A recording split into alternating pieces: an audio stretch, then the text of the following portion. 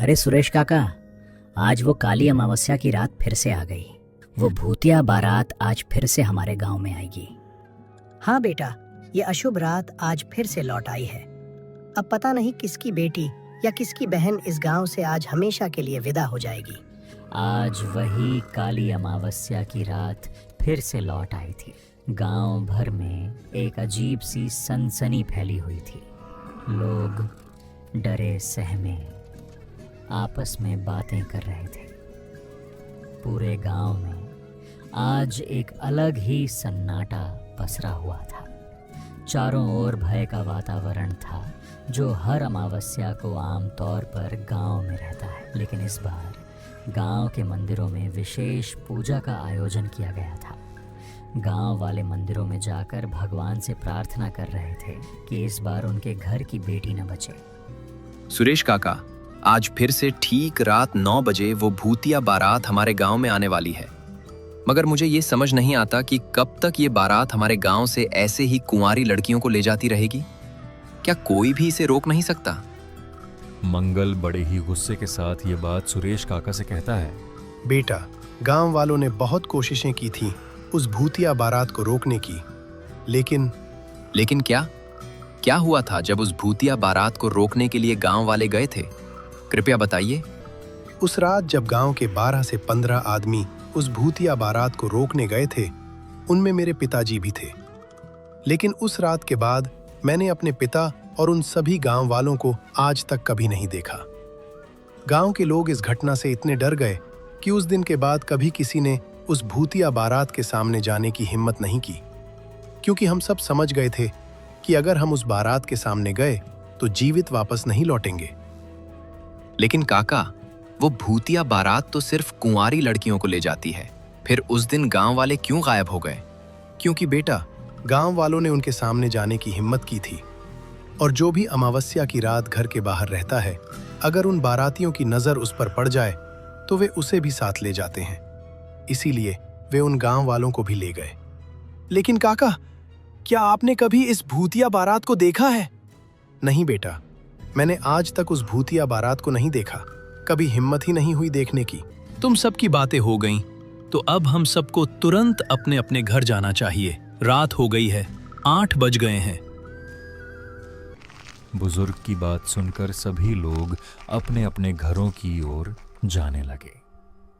लेकिन सुरेश काका की बातों के बाद मंगल और प्रताप की जिज्ञासा काफी बढ़ गई थी। उन्हें अब कैसे भी करके उस भूतिया बारात को देखना था। देख प्रताप, हमें ये तो पता है कि वो भूतिया बारात गांव में आती है और किसी लड़की को ले जाती है, लेकिन यार, हमने कभी अपनी आंखों से नहीं देखा। हाँ यार, ये बात तो सही कही तूने, लेकिन अब कर भी क्या सकते हैं। चल, मैं भी अब अपने घर जाता हूँ। अरे, मैं ये कहना चाहता हूँ कि क्यों ना हम आज रात बाहर ही रहें और उस भूतिया बारात को अपनी आंखों से देखें। हमें पता भी चल जाएगा कि वो भूतिया बारात दिखती कैसी है। अरे मंगल, तू पागल हो गया है क्या? पता नहीं तुझे सुरेश काका ने क्या बोला था। अगर उस भूतिया बारात ने तुझे देख लिया तो तुझे भी ले जाएगी, और मुझे कोई मरने का शौक नहीं है अभी। अरे प्रताप, मुझे भी पता है ये सब, लेकिन हम उनके सामने तो नहीं जाएंगे, बल्कि हम उन्हें छुप कर देखेंगे। उन्हें पता भी नहीं चलेगा कि हम उन्हें देख रहे थे। अब समझ आया?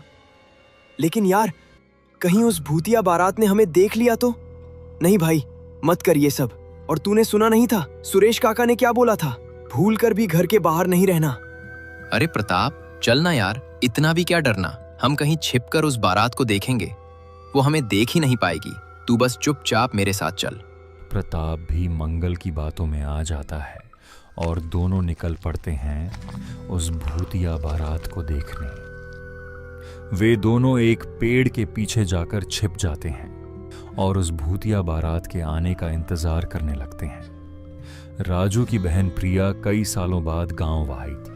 शहर में रहने के कारण वह अब इन बातों में विश्वास नहीं करती थी।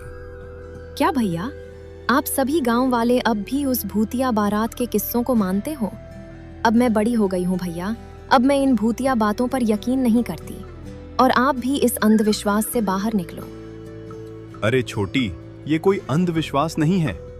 अब भी वो भूतिया बारात हमारे गांव में आती है, और मैंने तुझे कितनी बार समझाया था कि जब अमावस्या की रात आने वाली हो तो गांव में मत आना, लेकिन तू फिर भी चली आई।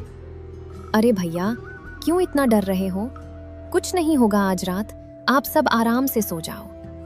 प्रिया, तुम पढ़ी लिखी हो ये हमें पता है, लेकिन ये तुम्हारा शहर नहीं है, ये गांव है। और यहाँ अब भी हर अमावस्या को वो भूतिया बारात जरूर आती है। रात के 9 बजने वाले थे। गांव के सभी लोग अपनी बेटियों को लेकर अपने घरों के दरवाजे बंद करके बैठे थे। 9 बज गए, वो भूतिया बारात कभी भी आ सकती है। हे ऊपर वाले, हमारी बेटी की रक्षा करना। तभी गांव में चारों तरफ एक अजीब सी शांति फैल गई। रात बहुत डरावनी हो गई थी। कुत्तों ने भौंकना बंद कर दिया था। चारों ओर काला धुआं फैल गया था। हवा मानो पूरी तरह थम सी गई थी। तभी बंद पड़े रेलवे स्टेशन की ओर से शादी के नगाड़ों की आवाज आने लगी। राधा, तूने सुना? ये वही शादी के नगाड़ों की आवाज है। वो भूतिया बारात आ गई। हे ऊपर वाले, हम सबकी रक्षा करना।